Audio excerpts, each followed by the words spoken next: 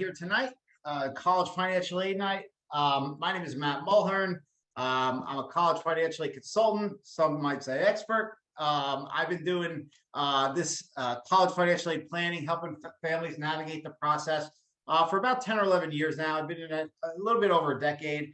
So kind of have seen, kind of everything, right? Well versed in, the entire process that we're going to take you through tonight.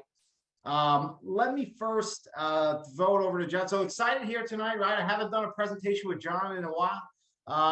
So good to get back in the saddle with him. So I'll throw it over to him quickly, let him introduce himself, say hello. He'll give you a little bit of his background, some logistical things. I'll take the reins back and we'll get started.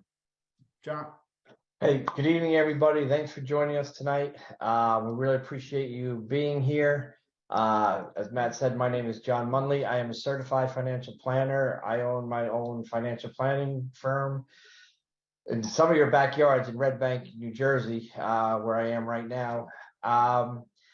And I've been doing college consulting now for 4 years. And the question is, why am I here right now tonight? And the reason is because I've sat where you guys are. I've had twins who graduated college in 2020. I have one who's a junior now, who actually is studying abroad in Florence, and I just got back from visiting her over there. And I have another 15-year-old who's a freshman in high school. So I've paid colleges a lot of money, and I am still going to be paying colleges a lot of money.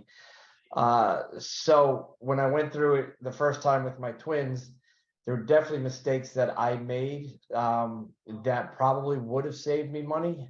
And when and having the financial planning background, I didn't think it would be that difficult. But this process is very unique. And that's what we're here for tonight, is to kind of help you, guide you through it and also make you aware of the pitfalls that you'll see along the way. We really encourage this to be interactive. We want you to ask questions. It is being recorded. We ask that you ask your questions in the Q&A box and not the chat box. We do get a lot of questions about multiple kids in college at the same time, and also divorced and separated situations. We will address both of those, so we kindly ask that you wait until Matt goes through that. And then if you still have questions, feel free to ask. In our short time that we have, an hour, it's tough to get into specifics on your specific family situation, but we can definitely answer general questions. And with that, I'll kick it over to Matt. All right, awesome. Thanks, John. So like you said, guys, feel free, fire away with the questions. John's here tonight. He's going to stay primarily in the background. Make sure you're keeping him on his toes. So fire away. He gets any good ones that are applicable, he'll stop the show and we'll share with the crowd. But feel free to fire away. So look, tonight, when it comes to college financial aid, right, there's a lot of stress, there's a lot of anxiety, right? Perfectly normal, perfectly natural. If you're feeling that, right, it's perfectly normal and natural. Why? Right? We're talking about your kids and your money, right? Two of the most important, sensitive topics that there are, right? So part of the problem when it comes to college financial aid, quite frankly, is that there's a lack of information out there, or as I like to say, a lack of accurate information, right? Part of that issue is that and I'm going to repeat these two things as we go on tonight, this process is both very family specific, right? It's also very school specific, very college specific. So it's very difficult. You have a friend, a neighbor, a coworker who, went through the process last year, a few years ago. It's very difficult to extrapolate what they experienced to your own family, right? Every family has their own unique set of circumstances, their own, unique finances, student GPA, SAT, et cetera. So what we want to do here tonight, we're going to talk mostly high level, right? And I'm going to kind of give you the best understanding, or some might say, this is going to be the best 3 hours of your life in understanding. John's laughing, right? Honestly, that joke always plays better in person, but just kidding. We're not going to be 3 hours. I promise you that.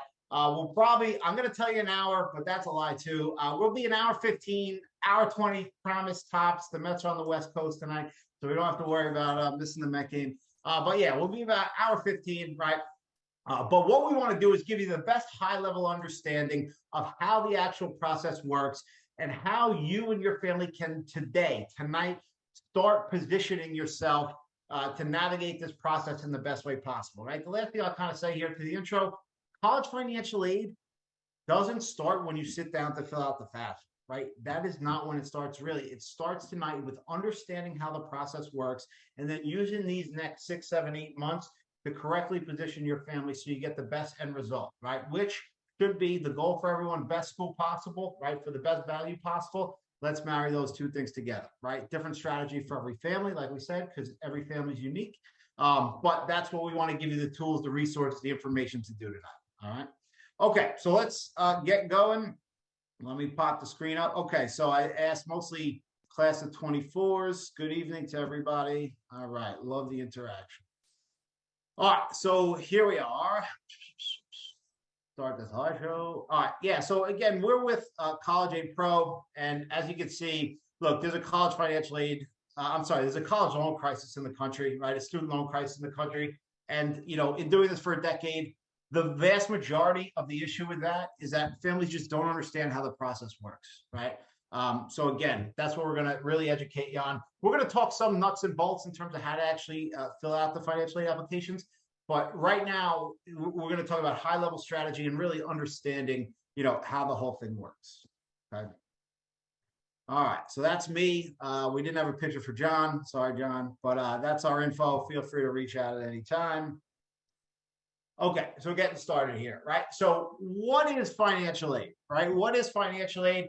Financial aid is a discount off of the sticker price, right? That's all it is. The financial aid is a discount off of the sticker price of the cost of attendance of a school.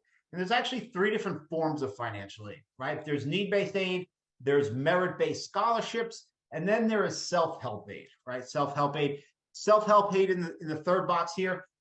Self-help aid, we're going to talk about least tonight. Why? Because self-help aid is what I like to say the least helpful, right? Self-help aid is loans and work study, right? Money you have to borrow and pay back, obviously, or a part-time on-campus job.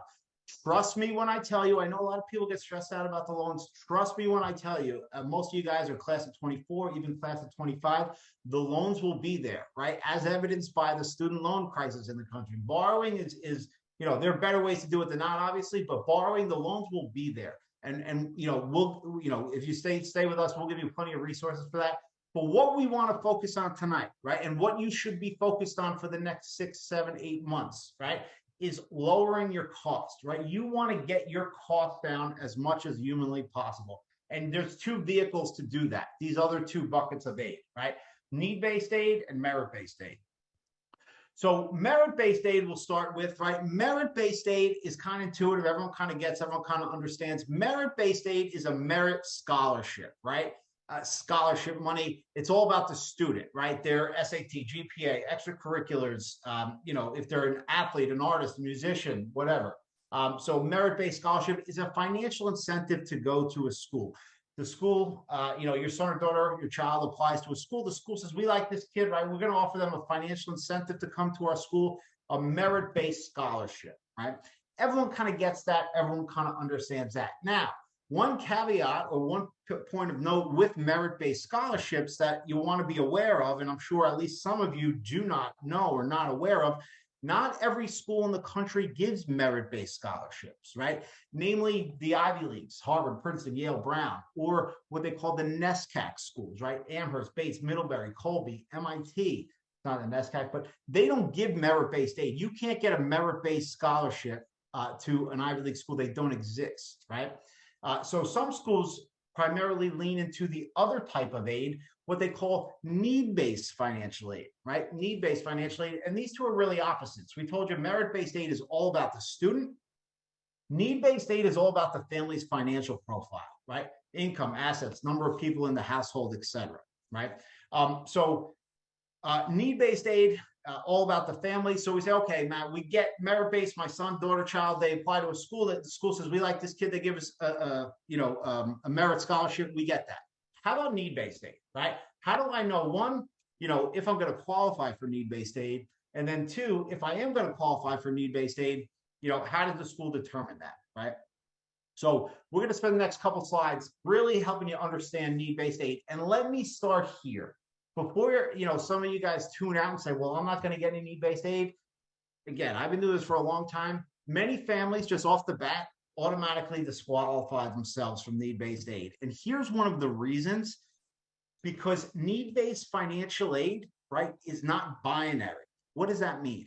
It is not binary. It means that it's perfect, it's probable, if not very likely, that most of you, right, will receive $0 in need-based aid from one school, but tens of thousands of dollars from need-based aid from another, right? So, like I said, I've been doing this a while, and I've had parents come to me and say, well, I had an older child. We didn't get any aid. We're not going to get any aid for the younger child.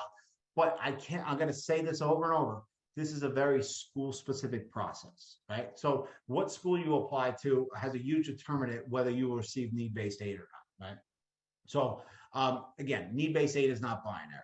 Here we go. So how does every school in the country determine your family's eligibility for need-based aid? They all use this equation here, right? They all use the same equation. They go COA minus EFC equals need, right? So let's break that down together.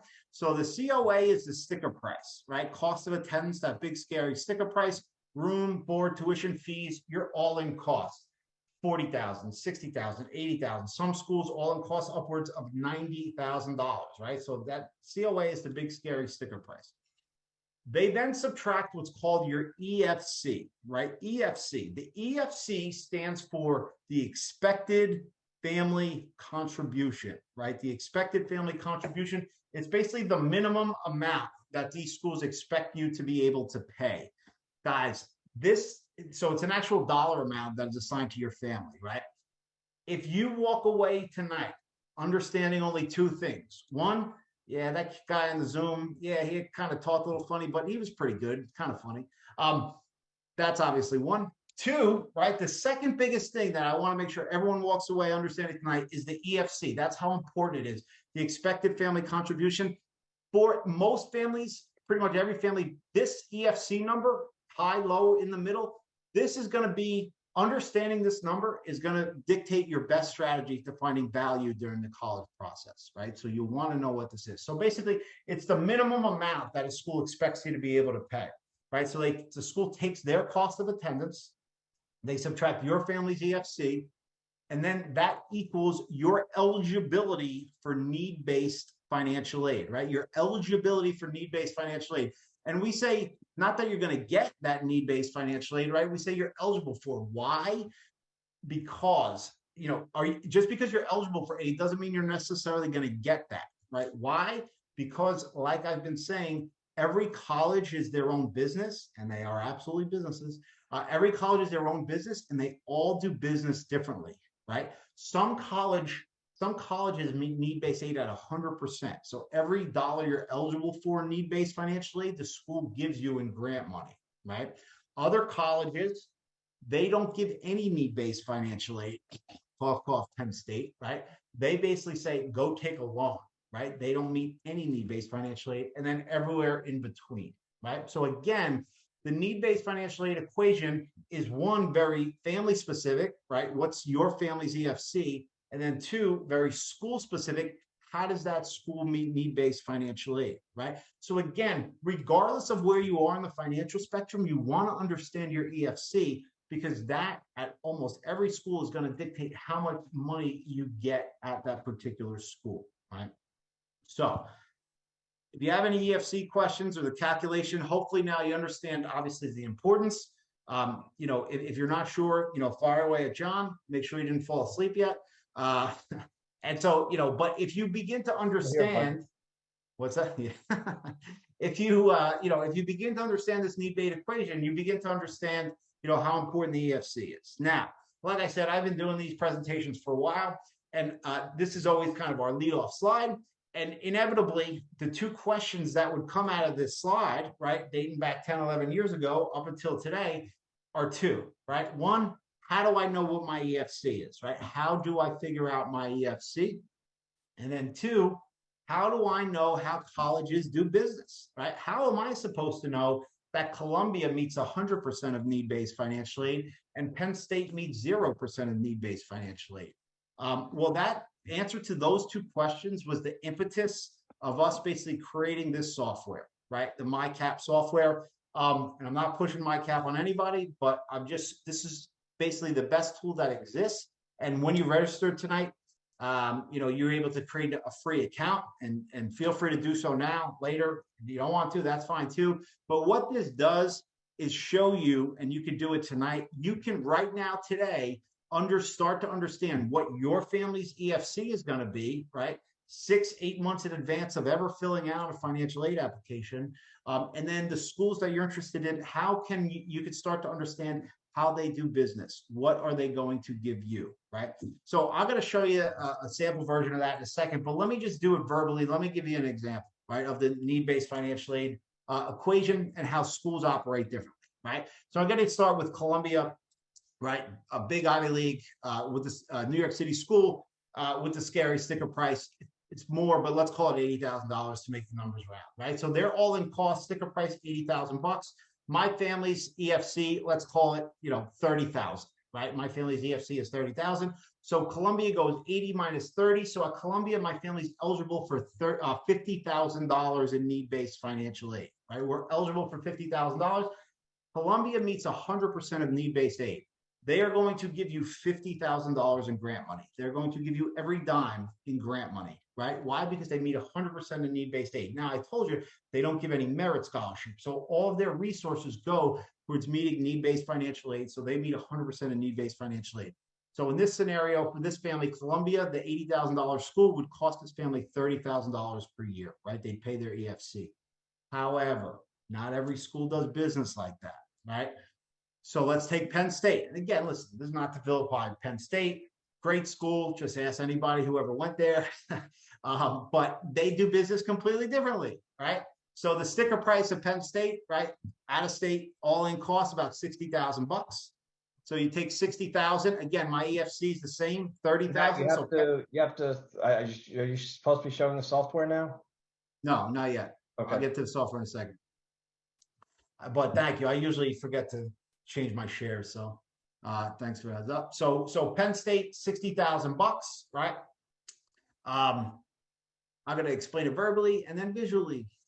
So $60,000. My EFC is 30. They go 60 minus 30. So at Penn State, I'm also eligible for $30,000 in need-based financial aid, right? But again, just because I'm eligible for it doesn't mean I'm going to get it at every school. How much is Penn State going to give me of that $30,000? Zero. They're not going to give me a dime. They're going to say, go to that other third bucket, that self-help aid, go take loans.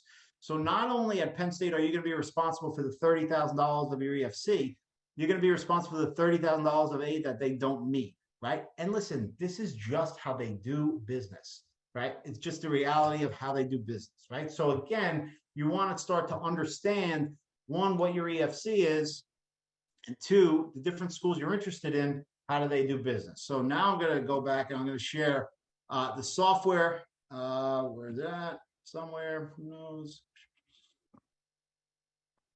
So this is software, right? So this is going to close and give me an error, of course. Excellent planning.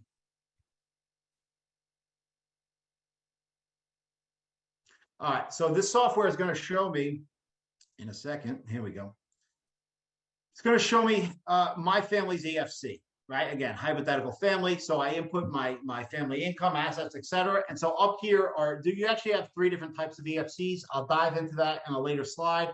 But up here, you can find your EFC, right? And then down here, you can start to understand, okay, based on my EFC, what can I expect to pay at these schools, right? So, University of Pennsylvania is the same as Columbia, right? They meet 100% of need-based financial aid. You cannot get a merit scholarship at either one, but they meet 100% of need-based aid, right? So at UPenn, for this family, $90,000 a year. This family, because their EFC is $19,000, right? That's basically what they're going to pay at Pennsylvania, right? They're going to pay their EFC, right? So that $90,000 school for this family, right, is going to cost them $17,000 a year, right? How about Penn State, right? Their sticker price is $60,000. My EFC is 19, right? So I am eligible for $40,000 in need-based financial aid at Penn State. What am I going to get? Zero, right? You're not going to get anything, right? And for 8, 9 out of 10 families in the audience tonight, you're going to pay $60,000 out of state at Penn State, right? They're one of the least generous schools in the country. So again, for better or worse, you want to have an understanding of what the financial ramifications are going to be for the schools that you are interested in, right? So again, I'm going to come back to this, but what we're trying to help you understand is how important this EFC is, right? And then what that means at the specific schools that you're currently interested in, right? Okay, so again, that's the website.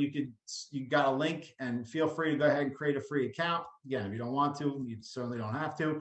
But again, that tool exists to, one, be able to help families understand their EFC, and then two, help start to identify the schools they're interested in.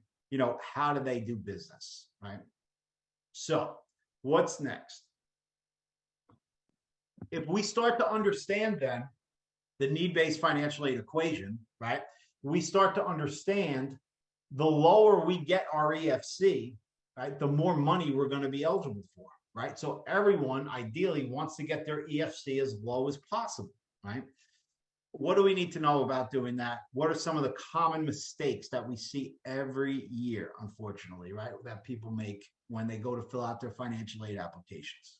Here we go. So this is an asset slide. I'm going to talk about income on the next slide. Right here, we're talking only about assets, right? So the first thing that you want to know about assets, and income is different, right? Don't confuse income and assets. Income is different. But for assets, assets are reported in real time, or what they call assets are reported day of, meaning assets are reported when you go to sit down to fill out the financial aid applications. That is how you present your assets, right? So that's the first thing when it comes to assets. Now, the first one we're going to address is top right corner here, parent assets versus student assets. Every single year, right? I see this mistake, unfortunately, right? So ideally, right? Ideally, when it comes to sit down to fill out the financial aid applications, you do not want any assets in the student's name, right? I'll say it again. Ideally, you don't want any assets in the student's name. Why? Because the EFC calculation factors in student assets at a much higher percentage than parent assets. In other words, if you had $20,000 in student assets, it would increase your EFC much more than $20,000 in parent assets, right?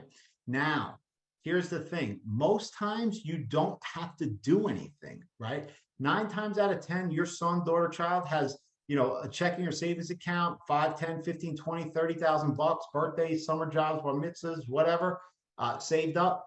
Your name and social as the parent is on that account, right? Because they were under 18 when it was opened. That is considered your asset as a parent, not a student asset. And that's how you should report it, right? As a parent asset rather than a student asset. 529s, right? 529s, again, I see this mistake, unfortunately, for people who I know watch the webinar. They still make the mistake, right? So don't make this mistake. 529s. This is every single 529 that exists, right? It's the same rule for every single 529. 529s are very often incorrectly reported as a student asset, right? Incorrectly reported as a student asset.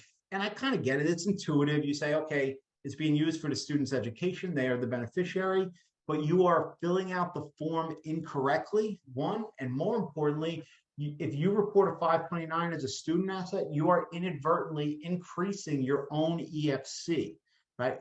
529s, by rule, every single one of them are parental assets, and that's how they're reported on the financial aid applications, right? So you do a great job. You save 100 grand in a 529. You report it incorrectly as a student asset, you are literally going to cost yourself tens of thousands of dollars potentially over 4 years, right? By making that simple mistake. So again, every single 529 is a parent asset. The one account that is a student asset are UTMAs or UGMAs. Those are by rule student asset. And if you have an UTMA or an UGMA, you do have some time to make a move. And I highly recommend speaking to John or myself if that is the case. But any other account is a parent asset rather than a student asset. We got UTMAs. I didn't even see the question and I addressed UTMAs. But yeah, so by rule, UTMAs are student assets, right? Not ideal. Not ideal. So, whatever you can do to change that, you do have options, because you do have some time.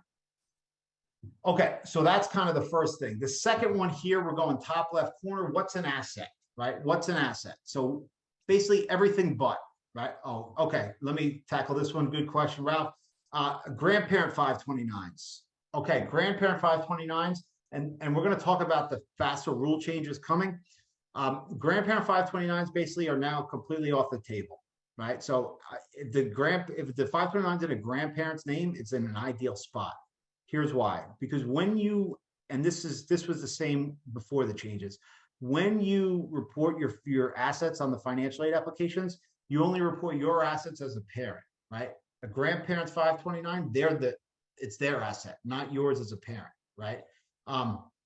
Now it used to be if and when you used the grandparent's 529 to pay tuition, well, then in the sophomore year would count as student income, right? And that would balloon your EFC. They basically put that rule in place to prevent people from switching their 529s to grandparents or aunts or uncles or whatever. But one of the FAFSA changes that is happening for the class of 24, that no longer will grandparents' assets or grandparents' 529s ever count, right? So grandparents' assets will not work against you, right? They're actually ideal. It's an ideal spot for it. Basically, it takes that money out of the equation. So if that's what you have, it's nice. It's good.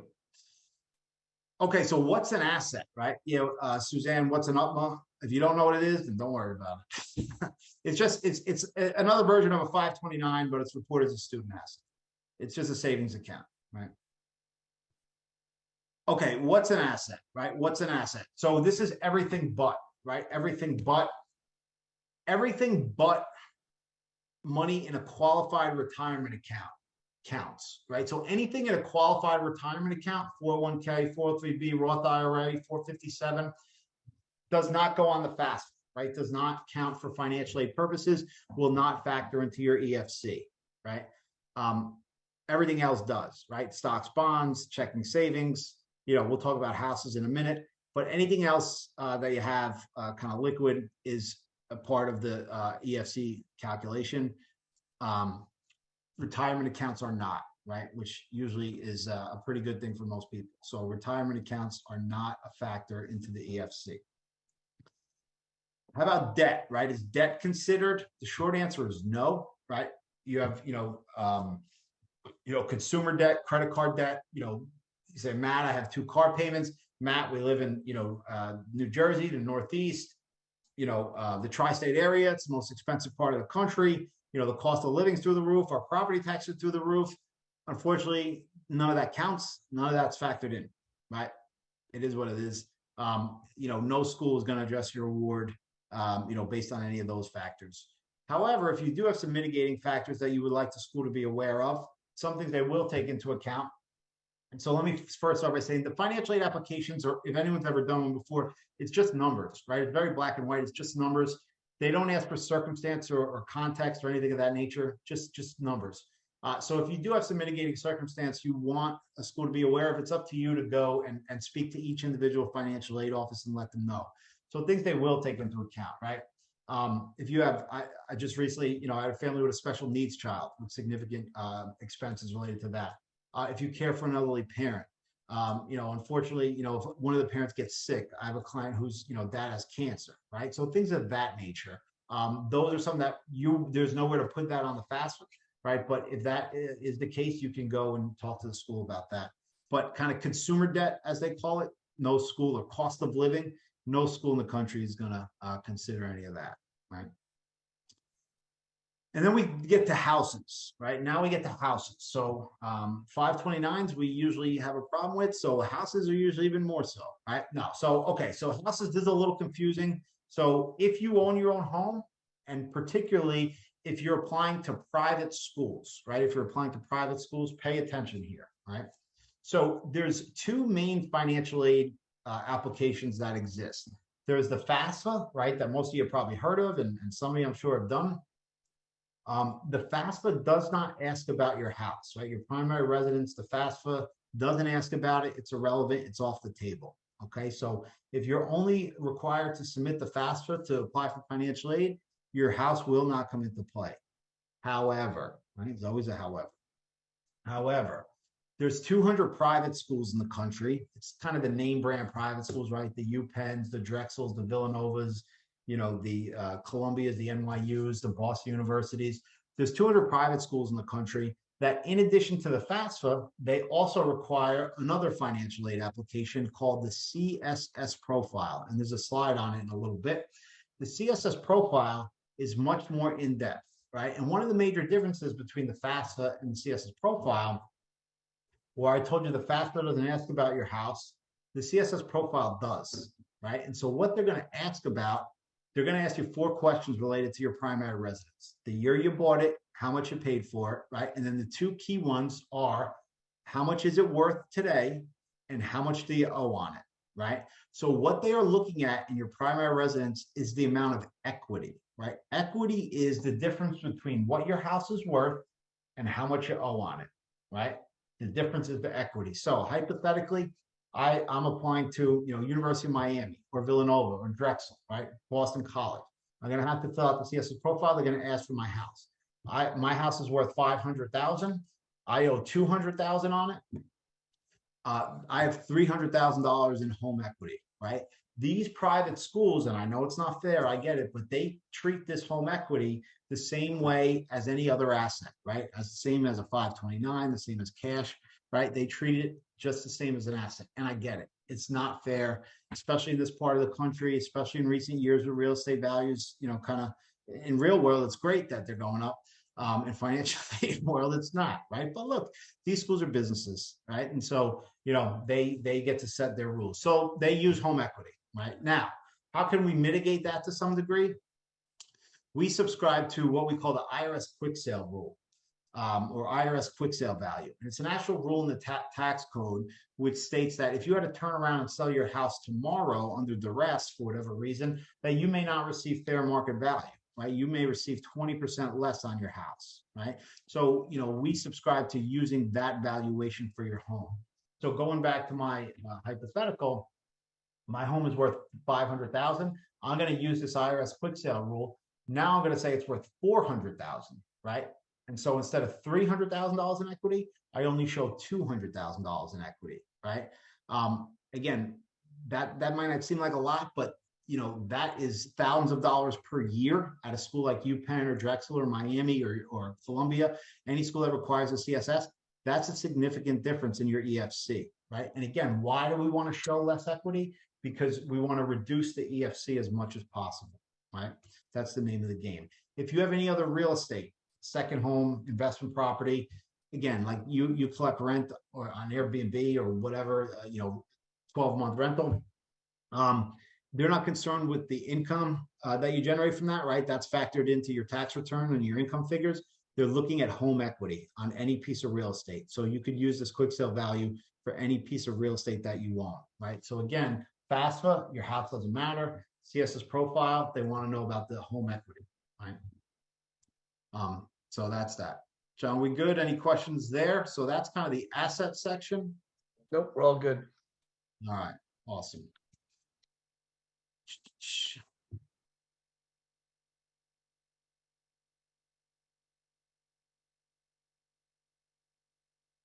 Okay, so that's assets, right? That's assets. Now we're going to talk about income, right? We're going to talk about income. So what do you want to know about income?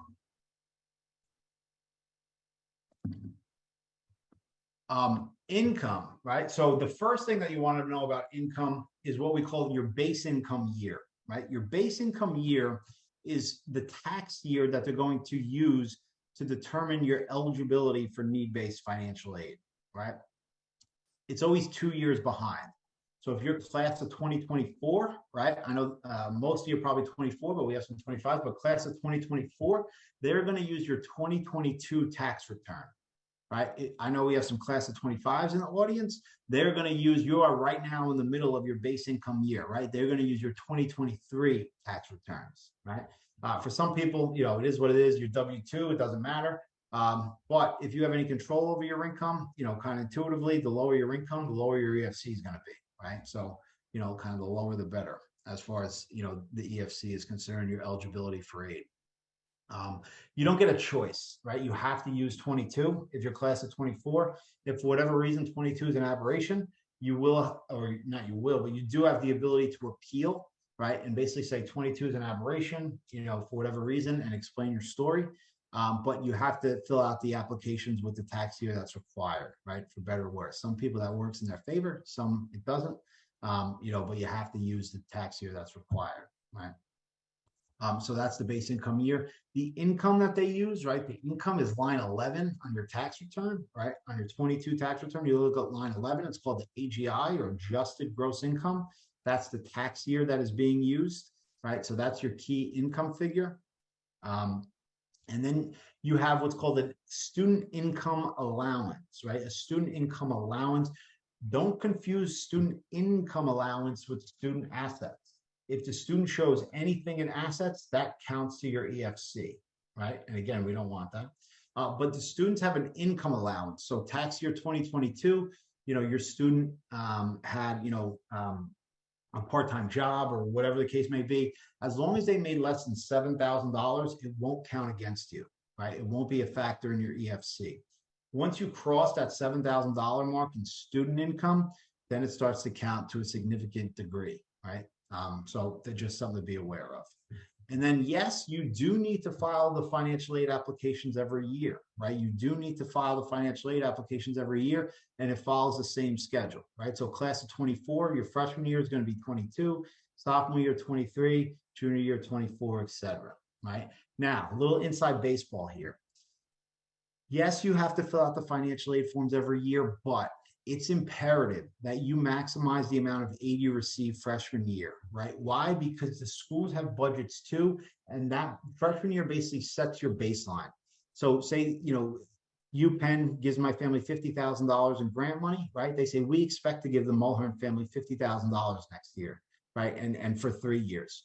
And also too, the financial aid offices, right? They don't have unlimited resources and manpower.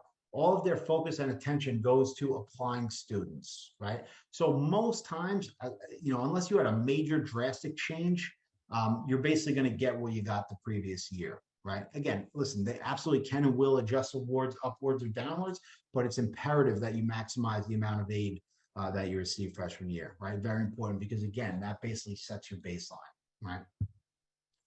So that's income there. That's income. We good there, John? Any questions? Nope, answering them here. So we're good. All right, awesome. All right. So guys, look, I know some of you probably, still have some questions, maybe, specifically to your family. Obviously we can't address anyone's specific situation. So what John and I both, and this, if you go on our website, collegeaidpro.com, you will not see this opportunity to talk to anybody, free, but because we value the relationships. Firstly, we thank you for coming out tonight. And we really value the relationships with your high schools. And I should have mentioned this at the outset. Big shout out to the counselor departments for setting these up. So when you see them, say thank you. But because you guys came out tonight, you have an opportunity to talk to John or myself completely free, 20 minutes, and we could walk you through any of your specific family situations, right? So we'll talk about this more at the end, but just want to give you the heads up there. And John, I don't know if you're able to drop the link in the chat, but we'll get you. I'm only able to get it to you. I don't have access to everybody in the chat. Oh, all right. When you can, drop the link and I'll just copy and paste it. All right, so that's that. Moving right along. All right, so listen, I'm sure there's some of you guys in the audience tonight, and we'll be watching at home. The millions and millions of viewers. Not really. That, no matter what you do, but let me first start by saying, don't automatically disqualify yourself mentally from need-based financial aid. I talk to a lot of people that they start the conversation with, we're not going to get any need-based financial aid. And then they tell me their, situation. I'm like, you're absolutely wrong. You absolutely can. But again, a lot of need-based financial aid, depends on what schools you're applying to, right? Hopefully you kind of get that understanding now, right? But I'm sure there's some of you guys that no matter what you do, your income, your assets, your EFC is going to exceed the cost of attendance at every school in the country, right? So if you have an EFC of $100,000, you are not going to qualify for any need-based financial aid, right? So that's one. The first thing you need to do if you fall into that situation is firstly understand that, right? You have to understand. That's why it's important. Even if you're going to have a very high EFC, you want to know that, right? So that's first, is understanding it.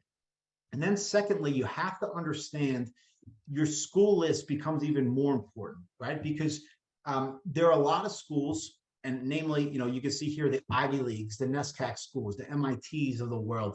They don't give merit scholarships. So at University of Pennsylvania, where I showed you the example of the family receiving, $60,000 in grant money, if you have a $100,000 EFC at the University of Pennsylvania, they're not going to give you a dime, right? Why? Because they only give need-based financial aid. So, for better or worse, you want to know that going in. If you have a $100,000 EFC at Columbia or NYU or UPenn or MIT, you're going to pay sticker price at that school, right? Now, that doesn't mean that you have to pay sticker price, right? That means now that you have to apply to schools that give merit scholarships, right? That give merit scholarships. Now, how do you find schools that give merit? It's not easy, right? This process is not an easy process. It's not a straightforward process, right? Again, seems like tooting our own horn, but to some degree I am, because this is the best software that I know exists where we could identify schools that give merit scholarships, right? So if this and I meant to come back to this. So I'll explain the 3 EFCs after. All right, so if this EFC here, instead of 19,000, say it's 119,000, well, now your EFC exceeds the cost of attendance, right? So UPenn would cost you $88,000 a year, right? But that doesn't mean you have to pay $88,000 a year for your son or daughter to go to college. And in my experience, just because your family has a $120,000 EFC, that does not mean you're in a financial position for your family to start writing checks for 80 grand a year, right? Or start borrowing $80,000 a year times 4, right? So then you have to shift your focus. If you want to find the discount, if you want to find value in this process, you have to shift your focus and you have to target schools that give merit, right? And so I know we have some South Jersey folks today, like St. Joe's, right? Great school down in Philly. So this projects the need. But if you go look at St. Joe's, right, for this student, they're going to get $30,000 in merit scholarships at St. Joe's, right? So the $70,000 a year school is going to get down to $40,000, right? Roughly the equivalent of an in-state Rutgers, right? And how do you know? Well, you could scroll down here and you could find, okay, here are the different merit awards offered at St. Joe's, right? And I just did St. Joe's kind of randomly as a proxy, but you can see the different merit that they offer. So you always have the ability, to find discounts. You look at University of Pennsylvania, right? You come here, you go to the financial aid, you see they meet 100% of need-based financial aid. They don't give any merit, right? You can't get a merit scholarship to UPenn. It doesn't exist, right? And if you go to St. Joe's or any other school you could search for, you come here, financial aid,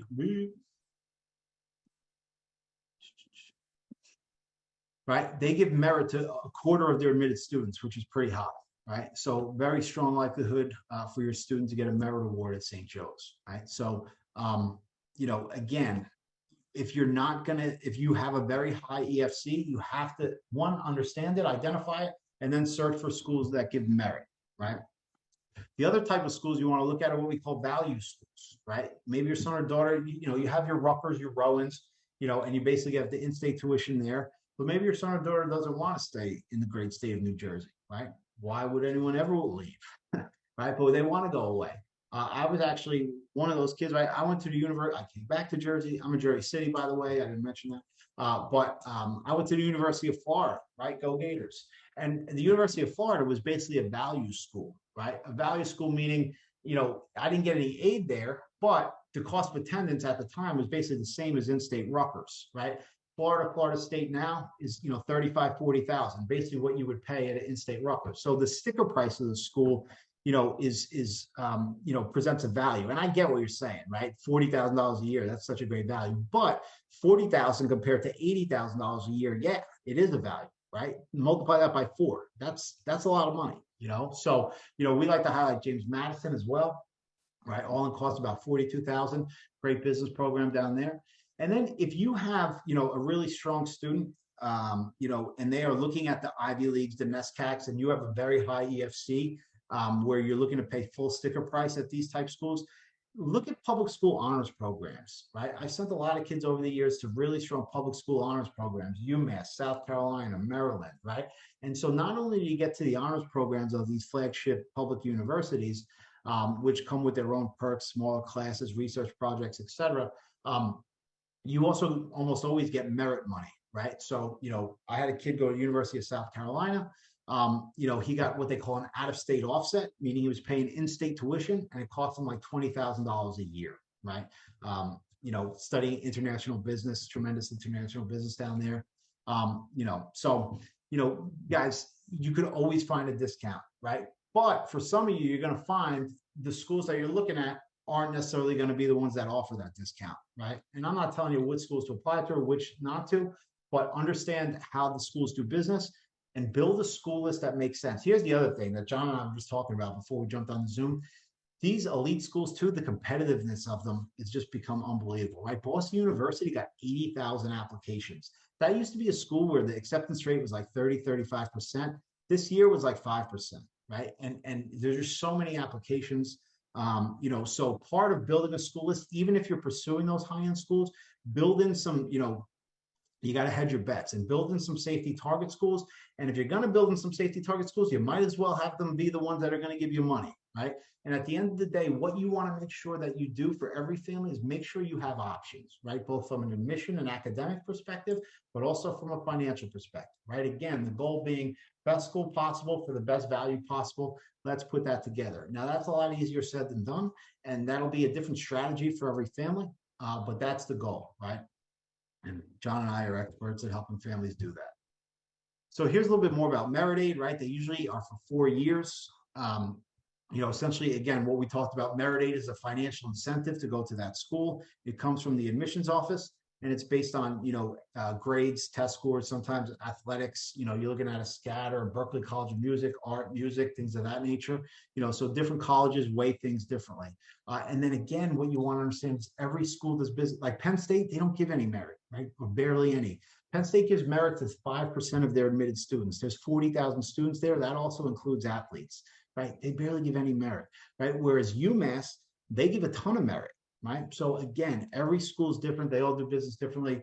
It's kind of tough to navigate. So here's kind of a sampling too. Again, need-based schools versus merit-based schools. You gotta have to start to understand how these schools do business differently, right? So on the right-hand side are need-based schools. MIT, Harvard, need-based only. You cannot get a merit scholarship to those schools. Then you have schools like Northwestern or Notre Dame. I'll throw Wake, Emory, BC, Johns Hopkins into this group, where basically, are there merit scholarships at these schools? Technically, yes, but basically no, right? Why? Because they give merit. Notre Dame gives merit to 1.2% of their admitted students. And by the way, that includes athletes, right? So for all intents and purposes, they do not give merit, right? It's all need-based financial aid. So if you have a $100,000 EFC, you're paying sticker price at these schools. Conversely, if you have a $20,000 EFC, these schools are a home run, right? So again, the importance of understanding that EFC. But if you do have a high-end EFC, you can always find a discount, right? But you have to apply to the schools. So kind of random sampling, Willamette, great little liberal arts school in the Pacific Northwest. Case Western in Ohio, right? Tremendous school. Denison, Kenyon, Oberlin in the Midwest. And then, I mentioned University of South Carolina before, University of Alabama, very similar. They've been giving a ton of merit money and out-of-state offsets to specifically I've seen, from Northeast kids, right? So again, listen, I'm not telling you the finance have to be the end-all be-all. You want to find the fit and the academic fit and the culture that's right for your son, daughter, child, right? But you also take the finances into consideration, right? Okay, so what's some of the money available? And John just dropped me this. So I just posted, hopefully you guys could all see it. There's a link you guys could all grab, and we'll send you with the email tomorrow, but the link is in the chat if you want to book a quick chat, 20-minute chat with John or I, and, run your specific scenario. So quickly, here's kind of, some of the money available. Now for all this, all you got to do is submit a FAFSA and you make yourself eligible, right? It doesn't mean you're going to get it, but you make yourself eligible. So these are some of the federal things: the federal Pell, the Plus loan, right? The Parent Plus loan. You have, the federal student loan, which is the breakdown here. Again, this is the self-help aid, which for class of 24, guys, I'm telling you, is not really the focus. And then specific state programs. State of Connecticut has the Roberta Willis Scholarship. Again, all you have to do is submit a FAFSA to make yourself eligible for this. It's need-based, right? So if you have a low EFC, you might be able to receive this. You have to go to a school in Connecticut and have a low EFC. And then the state of New Jersey has the NJ TAG grants for low-income families. Also, for New Jersey families, be aware of this is new. SUNY schools are now offering tuition at the same cost as Rutgers, right? So if you want to get out of New York, that might be a program that, if you want to get out of Jersey, basically you get an in-state cost at some of the SUNY. So that's new. And then Rutgers has a new program, and it's only Rutgers, New Brunswick, called the Scarlet Guarantee, where if your income is below $100,000, your AGI, that's that line 11, you could look that up, the Scarlet Guarantee, and different levels of support there.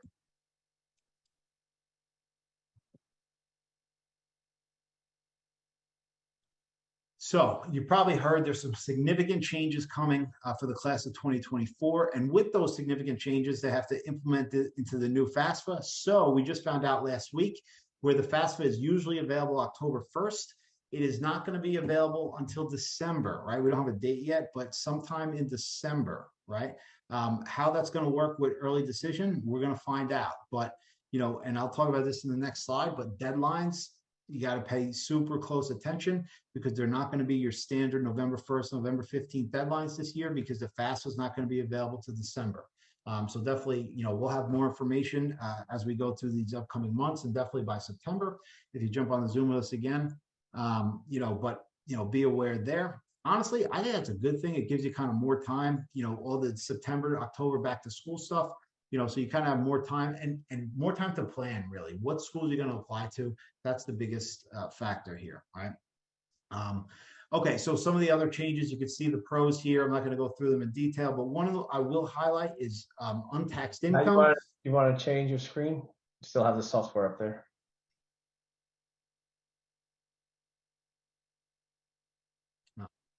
So I missed that whole last slide. You'd think I'd be better at this by now, right? Practice doesn't always make perfect. So that was the last slide I was talking about. You guys will get the slides tomorrow. And again, you have any questions, happy to chat with you. So again, FAFSA is not available till December. Some of the pros, untaxed income. So I have a lot of clients that are cops, firemen, they got hurt in the line of duty. They get disability pensions. That used to count. It no longer does. That's a pretty big pro. Also, any pre-tax contributions that you made in 2022, those used to be added back on as untaxed income, right? So your $500,000 or whatever the number is of your 401k never counted, but the $15,000 that you contributed in the tax year, they added that back in. That is going away, right? So that no longer counts. So that's some of the pros. Here's the biggest con, and this one stinks. And hopefully it changes eventually back to the way it was because it hasn't affected anybody yet, but this is a big negative change. So families with multiple children in college no longer receive a discount, right? So quickly, the rule is now, when you have two kids in college, let's say your family EFC, and John could attest to this, you have twins, for twins, right? Say your family EFC was going to be $30,000. Well, they say, okay, now you have two in college. We expect you to pay 30, but 15 goes to one kid and 15 goes to the other, right? So your EFC splits in half. Huge advantage for family like John's with twins, or if you have, one behind the other, multiple years of college overlap, huge financial advantage to pay for college. That's going away, which is very unfortunate. That being said, a little more nuanced, it won't apply at some colleges. Some colleges will still give you a discount, for having two in college at the same time. It's specifically going to be those colleges that require the CSS profile, right? The private colleges, Miami's, Villanova's, Drexel's, they likely still will honor the split of the EFC, although it's not definite. That's the expectation. So if you had twins, it's entirely possible that one twin goes to one school and your EFC is 30,000, and then one twin goes to another school that gives you credit for it and your EFC is 15,000, right? So pretty big rule change, stinks, and so, not good. We're going to talk about divorce separated situations in a little bit. And so we created a petition. Again, you'll get the link to sign and share to, basically be against this rule, right? Because we're trying to make college more affordable for families. This rule change makes it more expensive, right? There's no two ways about it. All right, so how do you actually submit the FAFSA? Again, don't be that concerned with this. It's not going to become available until December, so you have plenty of time. Just be aware that 22 is your base income year, and you got to pay great attention to deadlines, right? Deadlines are everything, and there are no FAFSA deadline, right? I get asked the question, what's the FAFSA deadline? The question you want to be asking is, what is the deadline for the FAFSA at the schools I am applying to, right? That's your key question. Again, every school is different, right? They're all going to have different deadlines. Early decision, early action, there are no universal deadlines, right? So you have to figure out what the deadlines are for the schools your child is applying to. Then in the CSS profile, again, it's much more in-depth. It's required by about 200 schools in the country. We talked about this, right? One of the major differences is that home equity is treated as a liquid asset, right? As compared to FAFSA doesn't ask you about it, but the CSS profile does. It's much more invasive, much more complex, right? Two of the major differences also on the CSS profile for business owners. Business owners on the FAFSA, as long as you have less than 100 employees, your business is valued at 0, right? The CSS profile, that is not the case. For business owners, whether it's an LLC, an S Corp, sole prop, the CSS profile goes into much more detail about, the specifics of your business. And just like, filling out your tax returns, how you answer those questions is vitally important, right? And something John and I both have expertise in. And then divorce separated situations, right? So divorce separated situations, firstly, divorce separated, who is in the divorce separated category? The legality of your divorce or separation is irrelevant, right? It does not matter if you're legally or formally divorced or separated. The standard is, are both biological parents or both legal parents maintaining 2 separate households, right? So if you're split, right, and both parents are maintaining 2 separate households, you are, for financial aid purposes, in the divorce separated bucket, right? Now, what does that mean? Again, this is a major difference between the FAFSA and the CSS profile. On the FAFSA, only one parent provides their financial information. It used to be, right, the rule used to be, who does the kid live with 51% or more of the time? That used to be the rule. For the custodial parent or who goes on the FAFSA. It's now changing to who provides more financial support for the child. It never mattered about tax returns. I know some people think that. That's not true. The standard now is who provides more financial support for the child. Guys, that's ambiguous. There's a lot of gray area there. Quite frankly, you could absolutely take advantage of that if you're in a divorce separated situation to position yourself to get, as much aid as possible. And John and I could absolutely help you do that. But, so on the FAFSA, it's only one parent, right? That's what you want to understand. It's only one parent. But the CSS profile, like we said, they're going to be much more in depth, right? So they're going to want the one parent's information, but then the non-custodial parent, they're going to require that you fill out a separate application called the NCP, or non-custodial parent application. So they're going to use both custodial mom and non-custodial dad, and they're going to combine their income and assets to create the EFC, right? So your federal EFC in a divorce separated situation is going to be different than your institutional EFC for the CSS profile schools, okay? Questions with that, though, definitely recommend the chat. All right, guys, coming down the stretch here. John, any questions as of yet? Nope, looking good. Just a lot of people looking for the links. So it looks like our chat's disabled. So we probably have to send that with the follow-up email. The chat's disabled? Yeah, it's only going between me and you. That's because I'm not good at Zoom. All right, that should be the link now. Everyone gets the link. You get a link. All right, so hopefully you can grab the link there. But again, you'll get that in email tomorrow, but you should have it there. Okay, coming down the stretch here, guys. Almost there. Thanks for bearing with me. All right, we're at an hour right here. I told you an hour 15. It'll be no more than 15 more minutes. I know we're all having fun, and time flies when we're having fun, right? All right, so the appeal process, right? A lot of hype around the appeal process, and every family absolutely can and should appeal. Give you a quick timeline of how things work there, right? So as far as the appeal process goes, again, with the FAFSA being in December, the timeline is going to be off a little bit, but usually usually, October, November, December, you're doing your admissions applications. Oh, one thing I should have said, you do the financial aid applications at the same time you do the admissions applications, right? Some people think you wait to get admitted and then do the financial aid. Absolutely not, right? You have to do the financial aid applications at the same time as the admissions applications, right? Be aware of the school's deadlines.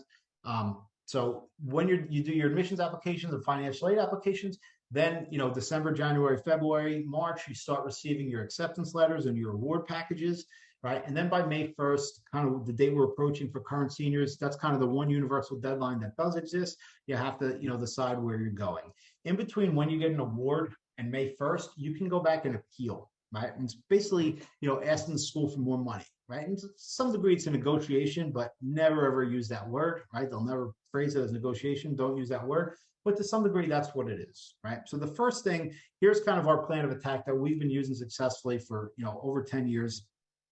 So the first thing that you want to do is bring some color, bring some background to your story, right?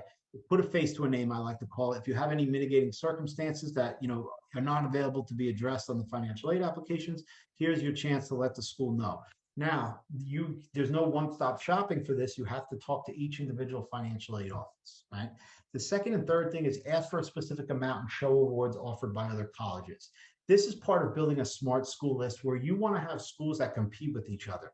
I'll give you the example, right? If you like Fairfield, apply to Sacred Heart and Quinnipiac, right? These three schools are competing for the same type of students, right? They're in direct competition with each other, right? RPI, WPI, University of Rochester, right? They're all RIT, throw in that mix, right? They're all competing for the same type of students. Harvard and Yale, the Ivy League, they're competing for the same type of students. So these schools are businesses and they're in competition. So ask for a specific award. So basically the premise is Fairfield, you're my number one choice, but Sacred Heart offered us $7,000 more, right? Can you match that? If you can, we're in, right? And it's basically utilizing that leverage, okay? Challenge expenses not considered on taxes. This is probably for a select few. It's usually addressed with, or usually comes into play with small business owners. I had a client this year who on the side had a construction business, right? And he wrote off his pickup truck on his taxes, all good by the IRS. But I had a school that said, well, we think you use that pickup truck to drive the kids to school and pick them up from soccer. So we're going to disallow that deduction and add it back on as untaxed income, right? Nonsense, completely nonsense.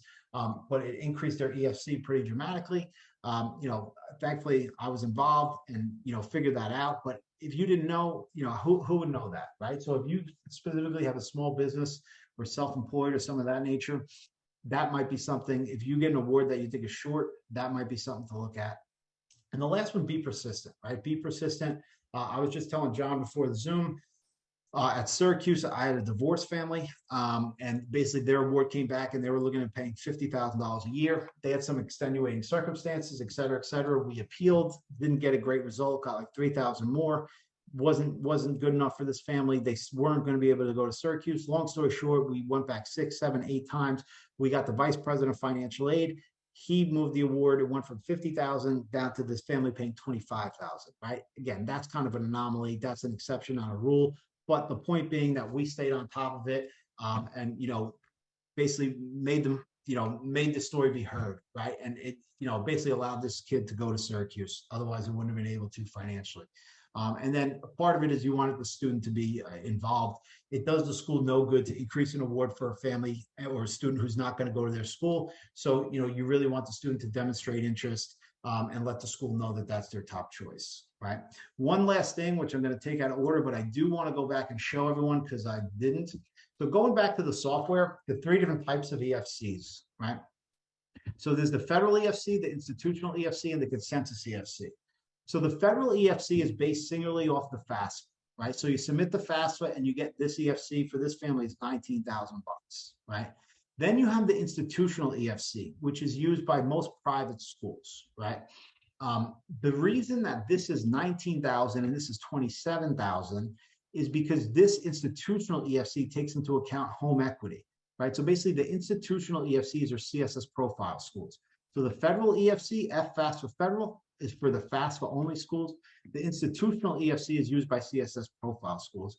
And then you have the consensus EFC, which is used by 33 schools in the country, including UPenn. they have a little bit different calculation, right? But the majority, you're going to be looking at the federal, which is the FAFSA only, and the institutional, right?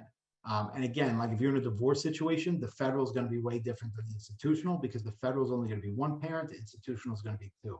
And then also anyone with home equity, the institutional is going to be higher as well. So again, you want to shrink that home equity, right? So those are your three different types of EFCs. All right, almost there. Okay, so what now, right? What should you be doing now? Again, you should really just forget everything you learned tonight, and we'll see you in December when the FAFSA comes out, right?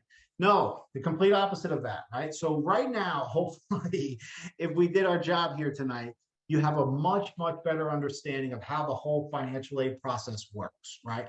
You understand that, you know, this is a very family-specific process. This is a very college-specific process. You understand that you have to, right now, or as soon as you can, you really want to find out what your EFC is, right? It's a vitally important number, and what that means at the schools that you're currently interested in, right?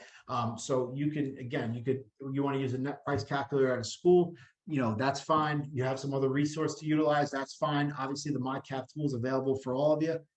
So, you know, recommend starting to, you know, get a handle on your EFC. And then here's what I will tell you, you have to, this is a front end process, right? For the vast majority of families, what schools you apply to is going to be the biggest factor in how much you actually end up paying, right? You have to understand that, and you have to apply to schools that are going to give your family money, right? Whether that's need-based aid, or if you have a high EFC, merit-based aid, right? Or schools that, you know, on the lower end of the tuition spectrum, right? The value schools, right? So every family can adopt a strategy to, you know, lower your sticker price. You do not have to pay $85,000 a year for college, right? Remember, and as much as tough as it is, you know, you're dealing with your kid, you want to give them the best. This is an investment, right? And so again, the goal for everybody, best school possible, right? For the best value possible, and marry those two together. Again, easier said than done, and the strategy is going to be different for every family.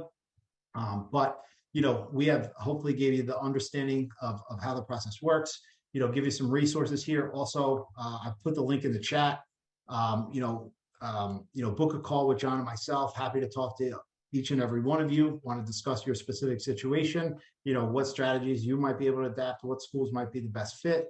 Happy to talk with you. And again, this is being recorded. You will get an email tomorrow with the slides, with the recording, and an opportunity, again, with the link to schedule a chat with John and myself. And, you know, you'll have the recording just to, you know, listen to it over and over and over again, right? Because who doesn't want to hear my voice discussing financial aid ad nauseum, right? So, no, guys, thank you very much. We appreciate all you guys coming out tonight. Hope you learned a lot. Oh yeah, and here's one more slide. We do offer kind of one-on-one consulting if that's something you're interested in. It is available. But again, thank you very much for coming out tonight. Really appreciate it. Hope you learned a lot. Big shout out to all the guidance departments for setting the Zoom meeting up and giving you and your family the opportunity to attend tonight. Thank you very much. And I'll throw it over to John and let him send it off. And just real quick, 7:10 on the button. I told you we were going to be in an hour 15. That's good for you, actually. It's great for me, actually.